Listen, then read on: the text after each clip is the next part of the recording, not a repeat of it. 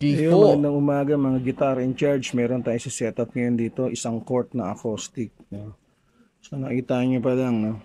Sa pag-roll pa lang ng strings, talagang beginner siya may-ari. No? Matagal na sa kanya to, ngayon lang niya ipapa-set up.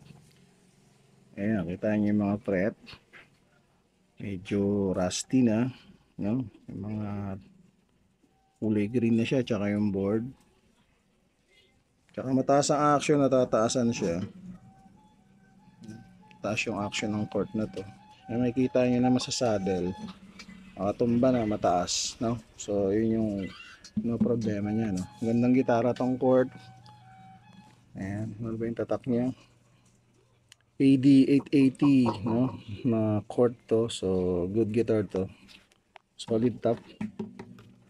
So yun ang isi-setup natin ngayon, no? So abangan nyo to. Dadalhin sa outing. Okay lang, matapos natin kaagad. Thank you. Abangan nyo lang. KFC. Car in charge. Alright. Ayun, meron ako na-discover sa court, no? Yung court na to. Ito, buhok ba to? Ayan. Ito, naipit na buhok ng babae. Buhok yata yan eh. Ayan siya. Okay. Tapos meron din dito. Ayan. Natin alam kung bakit nilagyan pa niya ng ano rito, spacer, no? So mataas na yung action. So yun ang gagamutin natin sa court na to, guys. Okay, tsaka yung buhok ng babae. At eto na mga guitar in church, After. si court. Okay, naka full setup na yan, man. Bagong string, gauge 11 na bronze. Okay, yung nut, okay na yung height. Yan. Mababa na yung mga yan, no? At eto na yung kanya mga fret, syempre. Yan.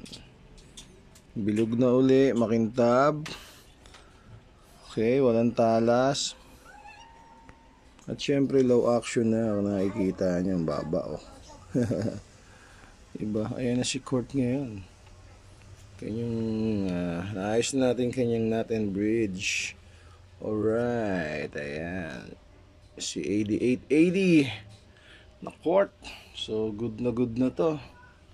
Guys, parang bago na uli, oh. Pwede nang pang outing na uli ito.